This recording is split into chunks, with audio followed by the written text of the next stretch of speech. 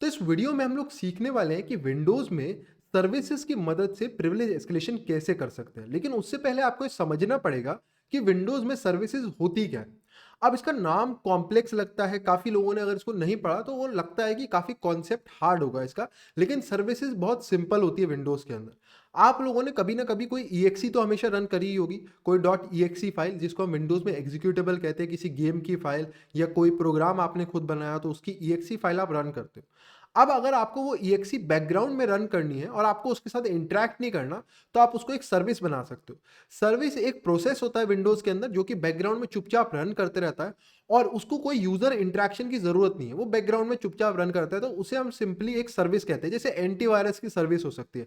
अब एंटीवायरस का काम क्या है? उसे चुपचाप बैकग्राउंड में रन करते रहना है, चीजों को एनालिसिस करते रहना है, कोई यूजर का इंटरेक्शन उसे नहीं चाहिए, वो अपने आप काम करता रहेगा। तो वैसे ही एंटीवायरस की एक सर्विस रन करती है। अब हमने स्केड्यूल टास्क वाली वीडियो में सर्विसेज के बारे में थोड़ी सी बात करी थी कि कैसे स्केड्यूल टास्क और सर्विसेज अलग होती है।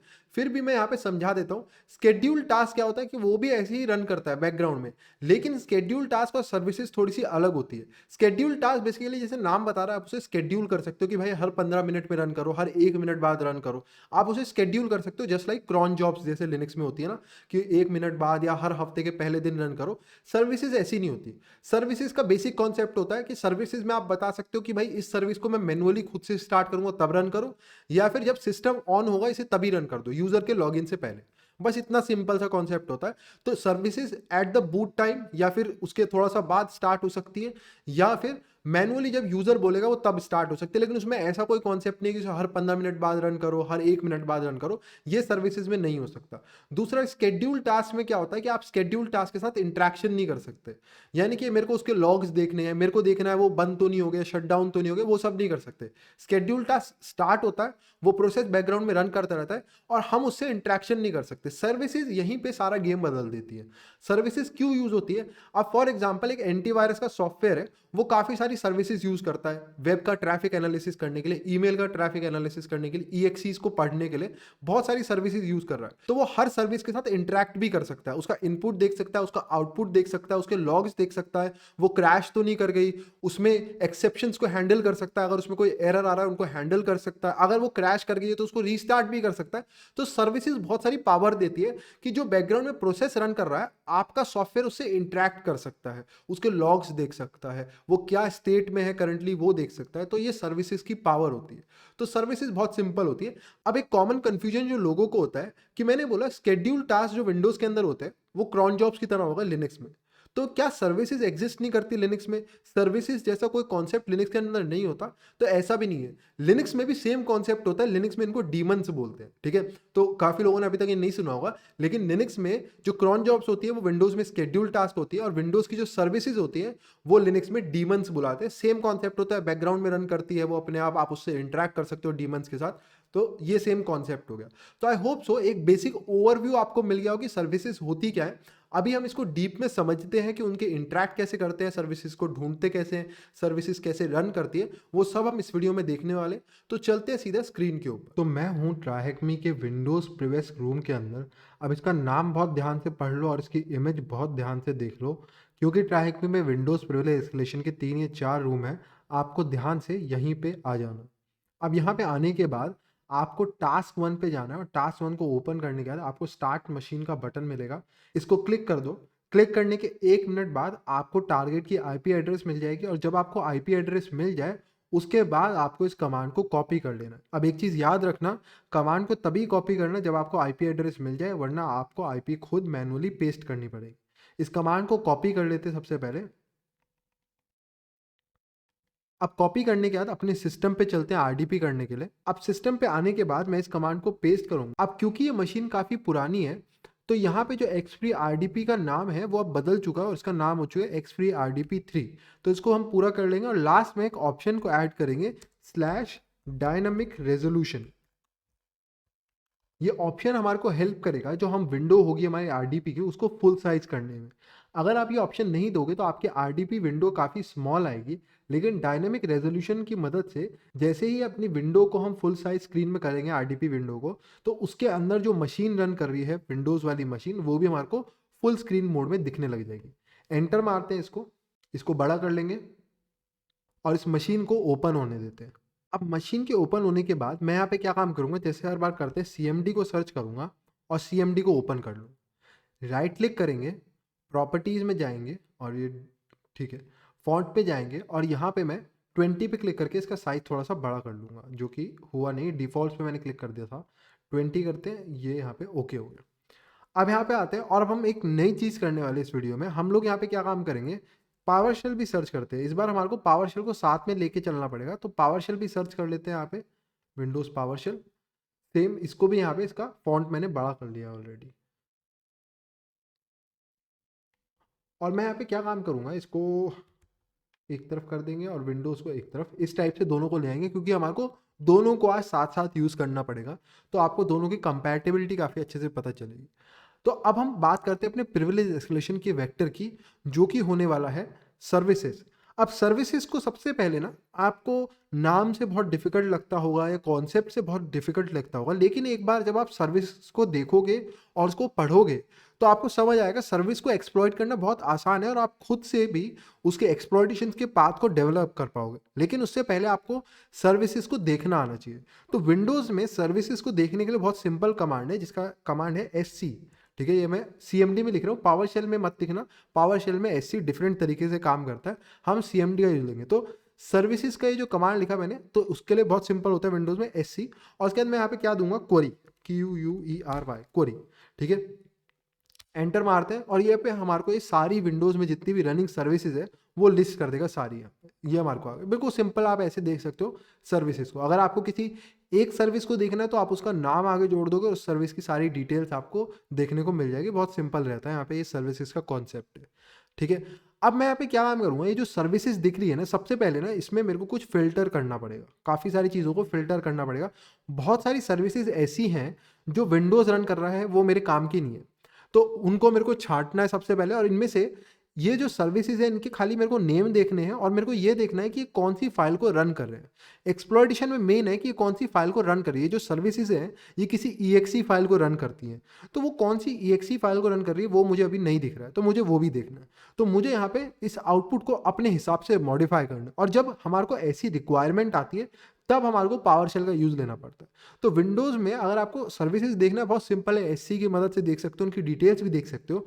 लेकिन अगर आपको उसके साथ थोड़ी स्क्रिप्टिंग करनी है, आपको अपने मुताबिक आउटपुट चाहिए, तो फिर आपको यहाँ पे पावर शेल का यूज़ लेना पड़ेगा। तो वो देखते हैं वो पावर शेल में हम ये काम कैसे कर सकते हैं। अब देखो कितना गंदा आउटपुट है और उसको पढ़ना, आप सोचो बहुत सारी सर्विस आपका यहाँ पे है हम इस समय, और कितना सारा आउटपुट आया है। मैं इसको कैसे पढ़ सकता हूँ इतने सारे को, इसमें से वनरेबल वाले को ढूंढना कितना मुश्किल हो जाएगा। तो यहाँ पे हम आते हैं और देखते हैं कैसे इसको थोड़ी फिल्टरिंग करके हम बढ़िया सा आउटपुट जनरेट कर सकते हैं। तो यहाँ पे कमांड लिखेंगे गेट CIM इंस्टेंस। ठीक है, और उसके बाद मैं यहाँ पे लिखूंगा Win32 अंडरस्कोर सर्विस।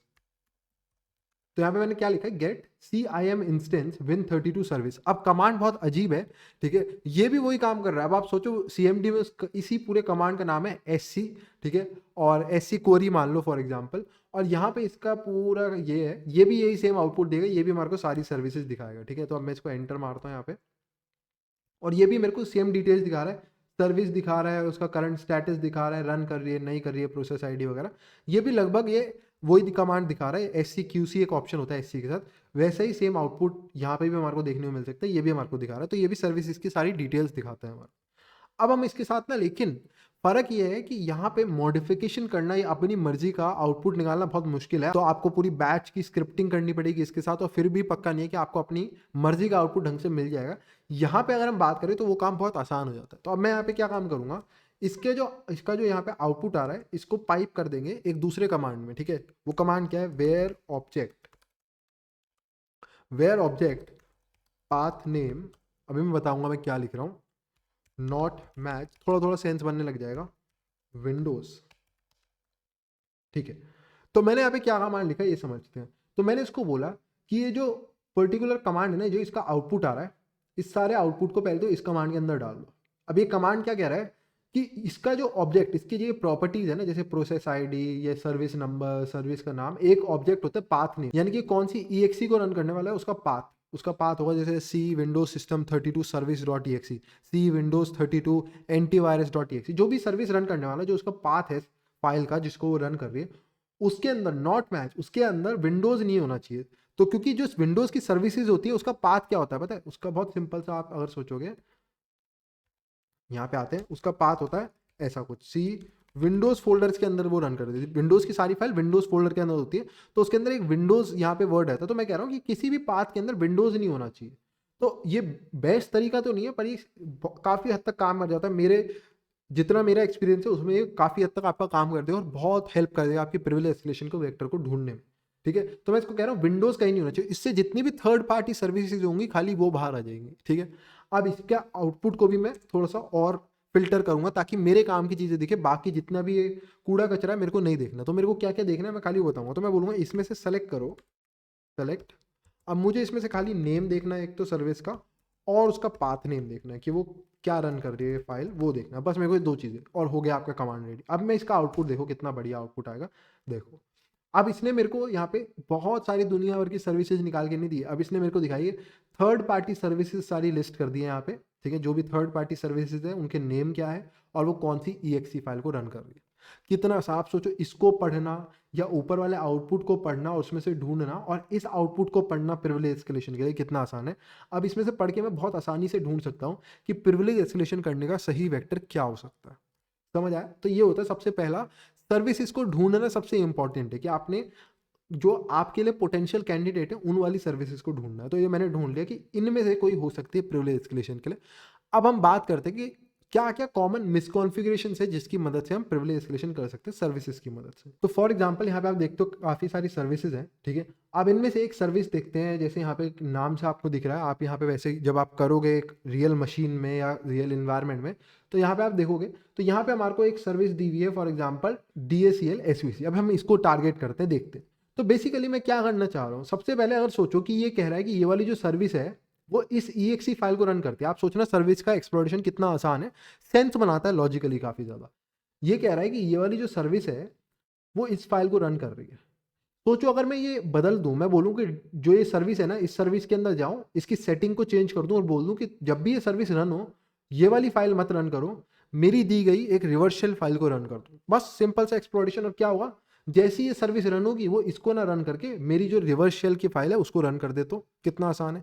ठीक है, तो पहला तरीका बस यही होने वाला है हमारा कि इस फाइल को ही बदल देते हैं। जो पाथ को, जिस पाथ को ये रन कर रही है ना, ये पाथ ही बदल के अपनी मर्जी का कोई पाथ दे देते हैं और ये उसको रन कर देगी। तो सबसे पहली चीज़ मेरे को क्या करनी पड़ेगी, अपनी एक रिवर्स शेल की फाइल को यहाँ पे डाउनलोड करके लाना पड़ेगा।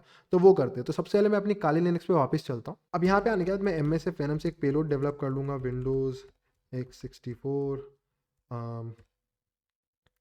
Reverse underscore shell underscore TCP।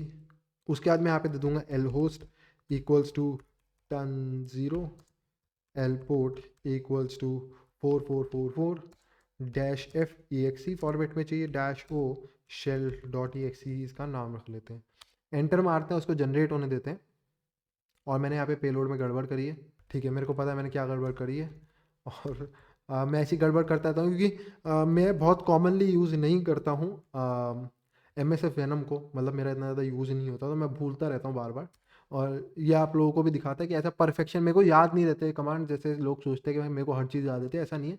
But जब मैं लिखना शुरू करता हूँ तो धीरे धीरे चीज़ें याद आने लग जाती है और वो फिक्स हो जाती है अपने आप। जैसे यहाँ पे मैंने गड़बड़ कर दी थी, थोड़ा इधर उधर कर दिया था, पर अब मेरी शेल डॉट exe आ चुकी है। अब मेरे को इसको वहाँ पे ट्रांसफ़र करना है। हमने काफ़ी सारे ट्रांसफ़र के तरीके सीख लिए हैं ऑलरेडी। जैसे हमने देख लिया है कि कर्ल से कैसे कर सकते हैं, हमने देख लिया SMB से कैसे कर सकते हैं, FTP से कैसे कर सकते हैं ना, और सर्ट यूटिल से कैसे कर सकते हैं। आज हम एक दूसरा तरीका, नया तरीका एक और सीखते हैं। ठीक है, तो यहाँ पे मैं सिंपल सा एक पाइथन का सर्वर स्टार्ट करूँगा, HTTP का http.server 80। एंटर मारते हैं, वापस विंडोज़ पे चलते हैं। और इस बार जो तरीका मैं आपको सिखा रहा हूँ वो तरीका पावर शेल का है, वो CMD में काम नहीं करेगा। तो अगर आप पे पावर शेल का ऑप्शन है तो आप इस ऑप्शन को यूज़ करके चीज़ों को डाउनलोड कर सकते हो। अगर मान लो सर्टिट्यूटल या कर्ल वगैरह काम नहीं कर रहे हो और आपको कमांड रन करना है तो पावर शेल का शेल ले लो। ठीक है, पावर शेल लिखो, पावर शेल का शेल मिल जाएगा और वहाँ पे आप ये कमांड रन कर सकते हो। ये कमांड CMD में काम नहीं करेगा। ठीक है, तो ये कमांड है बहुत सिंपल, डब्ल्यू गेट आपने जैसे कर्ल यूज़ करके देखा, कर्ल हर जगह काम करता है, वो पावर शेल में भी और सीएमडी में भी, लेकिन डब्ल्यू गेट जो है वो नया कमांड है जो सीएमडी के टाइम तक नहीं था, लेकिन वो पावर शेल में इंट्रोड्यूस करा गया। तो अगर आप पावर डब्ल्यू गेट यहाँ यूज़ करना चाहोगे वो काम नहीं करता सीएमडी में, तो सिर्फ पावर शेल में डब्ल्यू गेट। और डब्ल्यू गेट के आपको आगे पता है क्या लिखना है, HTTP IP दे देंगे 192.168.176/shell.exe, ये हमने यहाँ पे दे दी। उसके बाद हम यहाँ पे क्या देंगे ऑप्शन, इसको सेव करने के लिए आउट फाइल का ऑप्शन देना पड़ता है, आउट फाइल, और यहाँ पे हम दे देंगे shell.exe, एंटर मारते हैं और शायद हो गई है, एक बार डेर करके देख लेता हूँ मैं, फिर भी आ गई हमारी। बिल्कुल सिंपल था, कितना आसान था। आप डब्ल्यू गेट का भी ऐसे यूज़ ले सकते हो, एक बहुत सिंपल ऑल्टरनेटिव आपको मिल जाता है।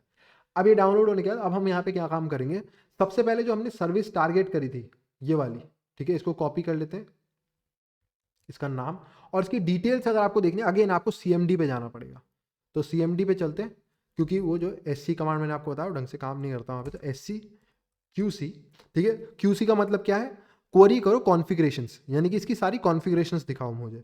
तो यहाँ पे मैं पेस्ट कर दूंगा, इस सर्विस की सारी इन्फॉर्मेशन मेरे को ये दिखाएगा, ठीक है, कि ये कैसे स्टार्ट होती है, कैसे स्टॉप होती है। तो यहाँ पे लिखा रहा है डिमांड स्टार्ट। डिमांड स्टार्ट का मतलब क्या है, ये ऑटो स्टार्ट नहीं होती, ऐसा नहीं है कि विंडोज रन होगा तो ये सर्विस खुद से रन हो जाएगी ना, आपको खुद से कमांड देना पड़ेगा, कि सर्विस कमांड को बोलना पड़ेगा कि इस वाली सर्विस को स्टार्ट करो, ये तभी स्टार्ट होगी। तो इसलिए ये लिखा है स्टार्ट। तो ये स्टार्ट टाइप भी कभी कभी देख सकते हो, डिमांड स्टार्ट का मतलब आपको खुद से स्टार्ट करनी पड़ेगी, ऑटो स्टार्ट का मतलब है वो खुद स्टार्ट हो जाएगी, हर बार जैसी विंडोज मशीन रीबूट होगी वो अपने आप ऑटोमेटिकली स्टार्ट हो जाएगी, ठीक है। तो इसमें अलग अलग ऑप्शन रहते हैं, मेन हमारे लिए दो रहते हैं।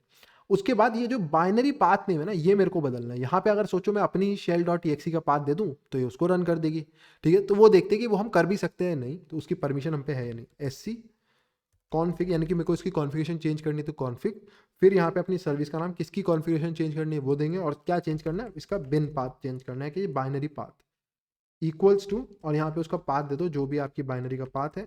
देखते हैं C यूज़र्स और U कैपिटल,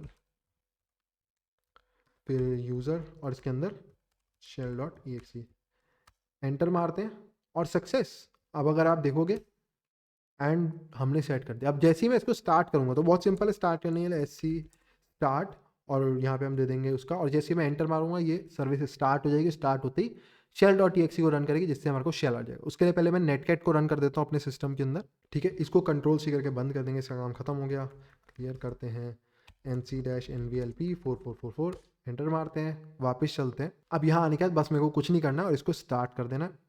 एंटर मारता हूँ यहाँ पे मैं, और ये स्टार्ट हो गई, और क्या होगा, शेल हमारे को मिल गया होगा। और अगर आप यहाँ पे आओगे तो who am I and we are NT authority system.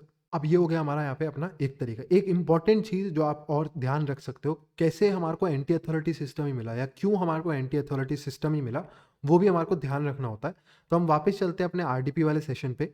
अब जब आप इस सर्विस की डिटेल्स देखते हो तो यहाँ पे एक और लिखा रहता है लोकल सिस्टम। ये आपको बताता है कि ये किसके प्रिविलेजेस के साथ रन करेगा। लोकल सिस्टम मतलब हो गया एंटी अथॉरिटी, ठीक है। तो ये पूरी अथॉरिटी के साथ रन करेगा। यहाँ पे नेटवर्क भी हो सकता है, या फिर यहाँ पे किसी का यूज़र नेम भी हो सकता है, ठीक है, किसी डोमेन यूज़र का, तो पता चलेगा कि उसके प्रिविलेजेस के साथ ये सर्विस रन करेगी। अगर ये कहती है कि मैं यूज़र के प्रिविलेजेस के साथ रन करूँगी तो मैं इसको यूज़ ही नहीं करता, क्योंकि फिर मेरे को अपना ही शेल मिलता, तो कोई बेनिफिट नहीं है। बट जैसे ये बोलिए कि ये जो सर्विस है लोकल सिस्टम के प्रिविलेजेस का रन करेगी, यानी कि जब ये रन करेगी तो एंटी अथॉरिटी पावर्स के साथ, तो शेल भी एंटी अथॉरिटी सिस्टम का मिलेगा, ठीक है। तो इससे हमारे को पता चलता है कि कौन सा शेल मिलने वाला है। एक इंपॉर्टेंट चीज़ ध्यान रखनी है। अब ये हो गया हमारा पहला तरीका इन सर्विसेज को एक्सप्लॉइट करने का। अब आता है दूसरा तरीका। अब आपने सब सीख लिया ऑलरेडी, अब बस आपको एक्सप्लॉइटेशन के वेरिएशंस देखने हैं, कितना आसान है एक्सप्लॉइटेशन को करना, ठीक है। अब हम अपनी दूसरी सर्विस को टारगेट करते हैं और आपको समझ आएगा कितना आसान है। अब आप सोचो कि आपने अभी क्या काम करा, कि आपने इसका पाथ ही बदल दिया, ये वाला। अब आपके पास ना ये जो पर्टिकुलर एट्रीब्यूट प्रॉपर्टी बोल लो इस सर्विस की, इसको बदलने की पावर नहीं है आपके पास, ठीक है। आपके पास इसको बदल नहीं सकते। तो फॉर एग्जांपल हम पिक करते हैं अपनी नेक्स्ट टारगेट को, लेट से ये वाली, ठीक है।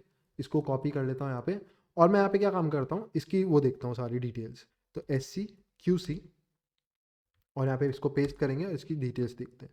अब ये कह रहा है कि ये इस वाली पर्टिकुलर EXE को रन करता है, ठीक है। और वही सब है कि ये भी डिमांड स्टार्ट, ये भी लोकल सिस्टम के साथ रन कर रहा है, तो बिल्कुल परफेक्ट कैंडिडेट है। लेकिन ऐसा मानते हैं कि हम ब्लॉक्ड है, कि हम जब हमने इसको ट्राई करा तो वो कहता है एक्सेस इज डिनाइड, ठीक है। तो अब हम इसको तो चेंज नहीं कर सकते, तो अब हम क्या काम करें, ये बड़ी दिक्कत की बात है कि बाइनरी पाथ को वो हमारे को अलाउ नहीं कर रहा है चेंज करने का। क्या पॉसिबल सोच सकते हो कि दूसरा और क्या तरीका हो सकता है? सोचो अगर मैं इस फाइल को, अगर मेरे को इस फाइल पे राइट, अब मैं इस एट्रीब्यूट को नहीं बदल सकता, वो मेरे को ब्लॉक है, लेकिन अगर मैं इस फाइल पे मेरे को राइट के प्रिविलेज हो, तो मैं इस राइट यहाँ पे इसको बदल के अपनी फाइल रख दूँ, तो सेम नाम से बस इसको डिलीट करके अपनी वाली फाइल बना के रख दूँ, तो क्या होगा? वो जैसे ही इसको रन करेगा, इस पर्टिकुलर फाइल को, उसको लगेगा कि वो तो लेजिटिमेट सर्विस रन कर रहा है, पर ऑलरेडी मैंने क्या काम करता है, इसको हटा के अपनी मलिशियस फाइल वहाँ रख दी थी, तो मेरा काम हो जाएगा। ठीक है, तो इन सर्विसेज को आप समझोगे तो बिल्कुल सिंपल एक्सप्लोरेशन है, बस आपको लॉजिकली सेंस बनानी चाहिए।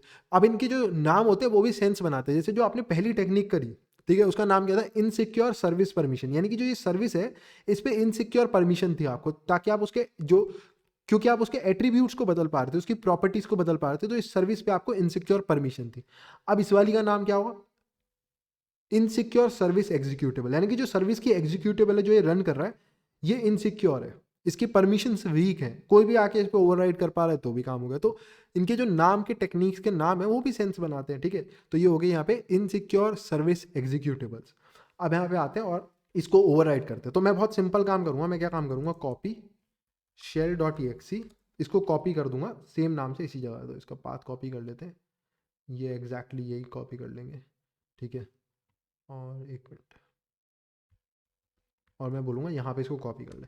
आप स्लैश वाई दे सकते हो, क्योंकि ये पूछेगा कि क्या मैं इस फाइल को ओवरराइट कर दूँ, तो आप पहले ही वाई दे सकते हो। आप खुद भी यस लिखना चाहते हो लिख सकते हो, आपकी मर्जी होती है। वन फाइल कॉपीड, तो अब सेम नाम से हमने अपनी फाइल कॉपी पेस्ट करके रख दी है वहाँ पे। अब क्या होगा, जैसे ही मैं इस सर्विस को रन करूँगा, एस सी स्टार्ट, और एक मिनट यहाँ पे उसका नाम कॉपी करना पड़ेगा सर्विस का, ये रहा, और ये पेस्ट करूँगा। जैसे ही मैं इसको स्टार्ट करूँगा मेरे को शेल मिल जाएगा। वापस एक बार अपने सिस्टम पे जाके नेटकैट का जो पिछला सेशन है उसे बंद करके वहाँ पे लिसनिंग पे लगा देते ताकि शेल मिल जाए। यहाँ आऊँगा, कंट्रोल सी क्लियर करेंगे।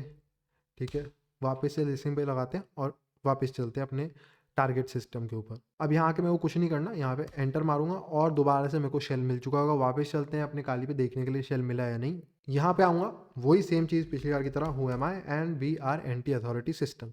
एक और बार हमने सर्विस को दूसरी तरीके से एक्सप्लॉइट करके शेल ले लिया। ठीक है, एग्जिट करते हैं यहाँ पे, और यहाँ पे मैं क्या काम करूँगा, दोबारा से इसको लिसनिंग पे लगा दूंगा। वापस अपने टारगेट मशीन पे चलते हैं। ठीक है, अब यहाँ पे आ गए। अब हम आते हैं अपनी तीसरी टेक्निक। ठीक है, अब आपने नाम सुना insecure service permission, insecure service executable, इसका भी नाम कुछ ऐसा ही, और नाम समझाता है कि ये करता क्या है, लेकिन उसके लिए आपको समझना पड़ेगा एक्चुअली इसको एक्सप्लॉइट कैसे। इसका तीसरी तरीके का नाम है अनकोटेड सर्विस पाथ। अब ये नाम से खतरनाक लग रही है, लेकिन ये भी मिलते जुलते इसका भाई बहन ही है। ठीक है, अनकोटेड सर्विस पाथ समझते हैं कि करता क्या है। तो बहुत सिंपल है। फॉर एग्जाम्पल एक सर्विस लेते हैं ये वाली। ठीक है, अब आपको दिख रहा है सब जगह कोट्स है ना, सब जगह कोट्स है, कोट्स है, कोट्स है। यहाँ पे भी एक कोट नहीं है, लेकिन ये चलेगा। ठीक है, मैं आपको बताता हूँ क्यों। देखो यहाँ पे भी कोट है, यहाँ पे भी कोट है, लेकिन यहाँ पे कोट नहीं है, इसलिए इसका नाम है तरीके का, कोट्स को बहुत ध्यान रखना, इसलिए इसका नाम है अनकोटेड, यानी कि कोट्स नहीं है सर्विस पाथ। तो सर्विस की जो बाइनरी का पाथ है उसमें कोट्स नहीं है, तो इससे फर्क क्या पड़ता है, मतलब कोट नहीं है तो उससे क्या फर्क पड़ेगा ये समझते हैं।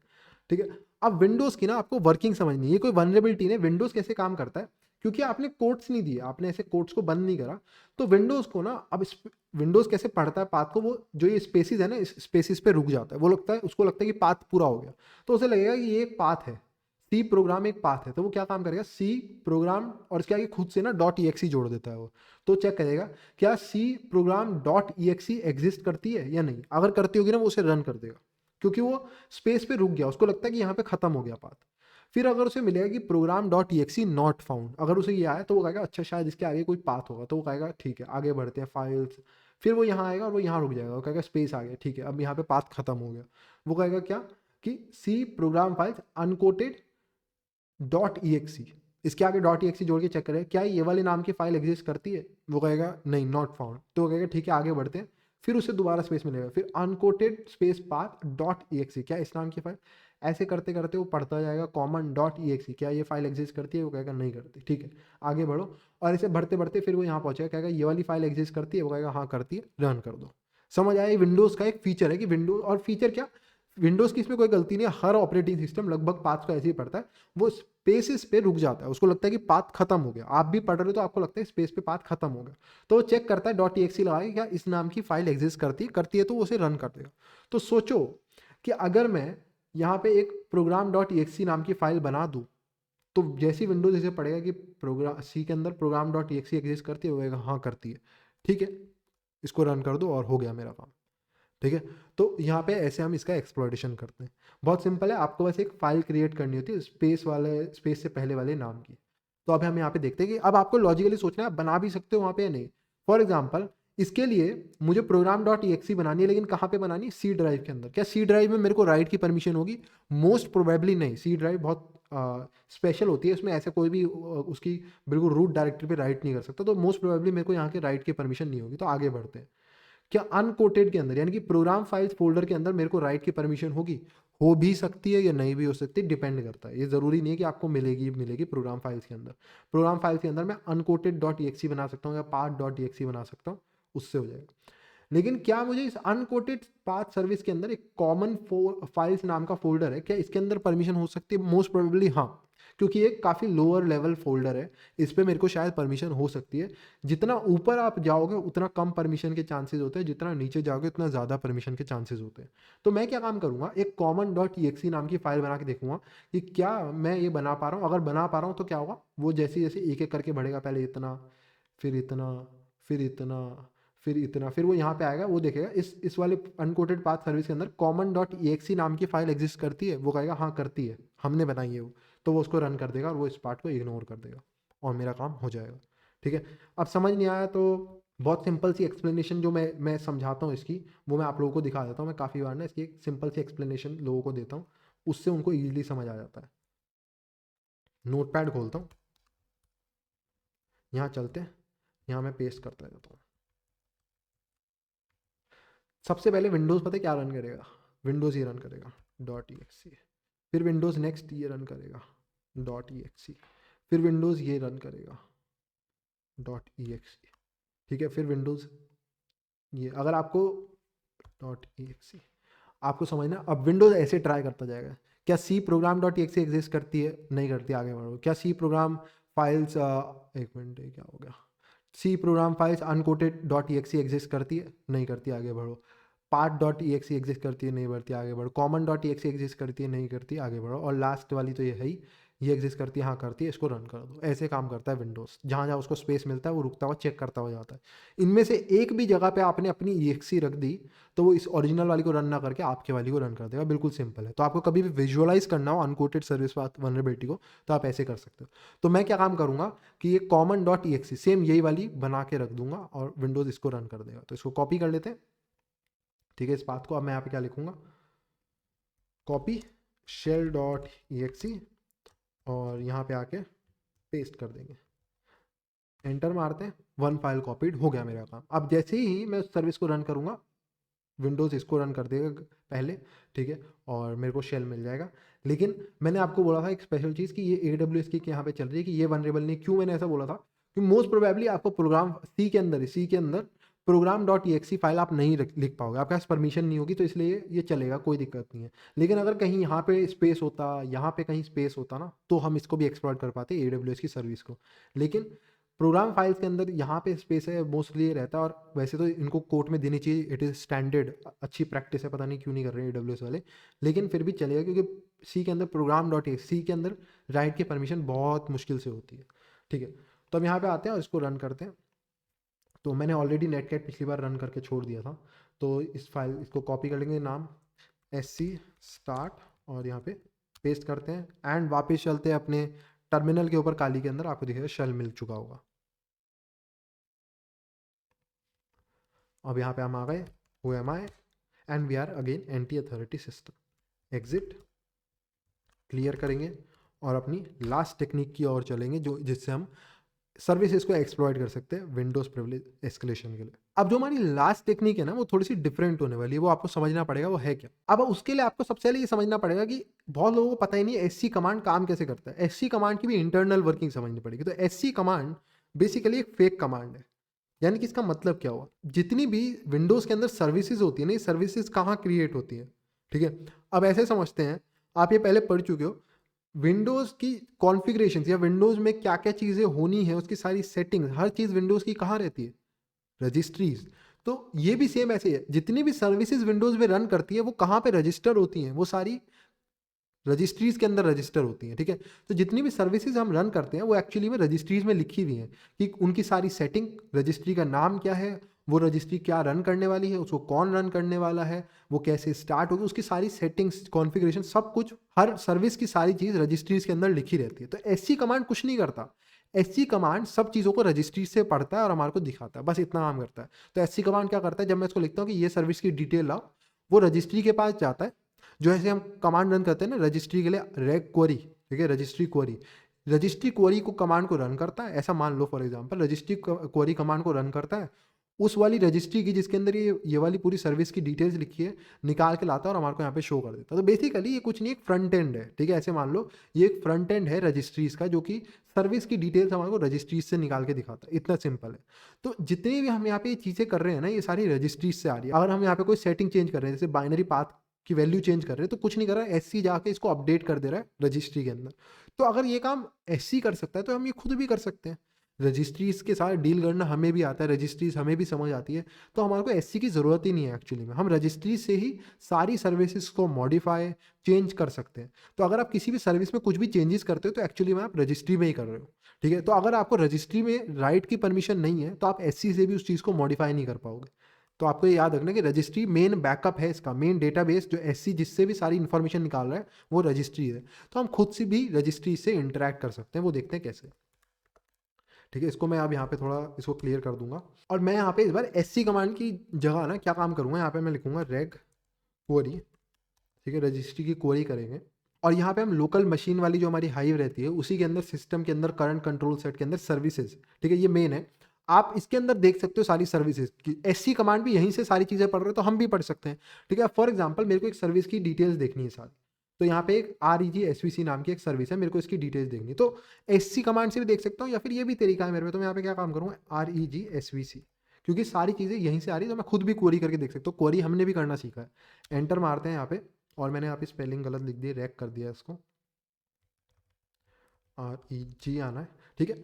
अब देखो यही सेम इन्फॉर्मेशन, आप सोचो एससी हमारे को यही सारी इन्फॉर्मेशन नहीं दिखा रहा था, ठीक है। तो कौन सी फाइल को ये रन कर रहा है ये भी हमारे को दिखा रहा है, उसका स्टार्ट टाइप क्या है, ठीक है, उसका डिस्प्ले नेम क्या है, यही सब ऑब्जेक्ट नेम लोकल सिस्टम, यानी कौन सा यूज़र उसको रन करना है, यही सब सेटिंग्स हमारे को एससी भी दिखा रहा था। अगर मैं यहाँ पे करूँ SCQC और पेस्ट करूँ तो आपको दिखेगा काफ़ी ज़्यादा सिमिलैरिटी है। यहाँ पे ये पाथ पेस्ट हो गया, रेग SVC, एंटर मारते हैं, काफ़ी सिमिलैरिटी, यही सब चीज़ें हमारे को ये ला के दिखा रहा था, बस इसको थोड़ा और ह्यूमन रीडेबल कर रहा था। ये जो REGAD वर्ड वगैरह है इसको हटा के हमारे को दिखा रहा था। तो यही सब ये रजिस्ट्रीज से ला रहा है। काफ़ी लोगों को लगता है कि एससी कुछ अलग चीज़ है, सर्विसेज कुछ अलग चीज़ है।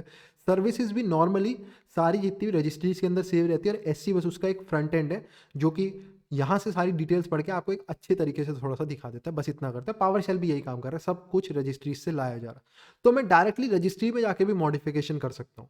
अब फॉर एग्जांपल जब मैंने बिन पाथ को एडिट करा था तो बेसिकली मैंने इसको एडिट करा था, इमेज पाथ को, कि ये वाली इस पर्टिकुलर EXE को ये रन कर रहा है, एग्जीक्यूटेबल को ये रन कर रही है ये वाली सर्विस। तो मैंने क्या काम करा था, बिन पाथ को मॉडिफाई कर दिया था तो ये वैल्यू अपडेट हो गई थी। ये काम एससी भी वही कर रहा था। ये क्या काम कर रहा था, रजिस्ट्री में जा रहा था, इस फाइल को अपडेट कर रहा था, यहाँ पे हमारी मर्जी का पार्ट डाला था। ये काम मैं खुद से भी कर सकता हूँ। तो मैं यहाँ पे क्या काम करूँगा, रेग ऐड, मैं खुद से भी कर सकता हूँ भाई, रजिस्ट्री में ऐड करो, ऐड ऐड भी कर देता है अगर कोई वैल्यू ब्लैंक हो, या फिर अगर प्रीवियस कोई वैल्यू होगी तो उसे ओवरराइट कर देगा, ठीक है। सेम पाथ को मैं यहाँ पे उठा लाऊंगा, इसको ही कॉपी पेस्ट कर लेंगे, कॉपी पेस्ट, इसमें ऐड करो, ठीक है। अब मैं यहाँ पे कौन सी वैल्यू किसकी बात कर रहा हूँ, यहाँ पे मैं यहाँ पे बात कर रहा हूँ इमेज पाथ, तो -V इमेज पाथ,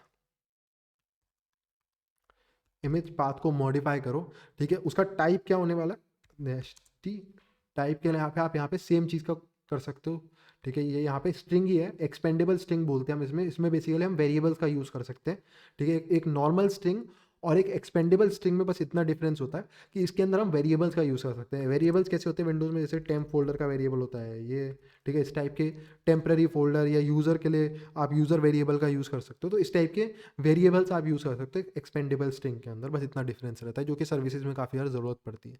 फिर उसके बाद इसकी वैल्यू, इसके डेटा क्या रखना है वो आप दे सकते हो। तो मैं इसको बोलता हूँ कि भाई तू रन कर यहाँ पे सी के अंदर, यूज़र्स के अंदर, और इसको कर देते हैं यूज़र्स के अंदर, यूज़र के अंदर शेल .exe को रन कर, इसकी वैल्यू हमने यहाँ पे अपडेट कर दी और यहाँ पे /f दे दूंगा फोर्सफुली, वरना ये कहेगा कि क्या यहाँ पे ऑलरेडी एक वैल्यू इसको ओवरराइट कर दूँ, तो मैं पहले ही f दे रहा हूँ, फोर्सफुली कर दो, ऑपरेशन कंप्लीट। ठीक है, अब आप देखो जब मैंने SCQC करा था ना कॉन्फ़िगरेशन देखने के लिए, तो कह रहा था कि इस फाइल को रन करेगा। अब मैं सेम करता हूँ SCQC reg svc, एंटर मारते हैं यहाँ पे और देखो अपडेट।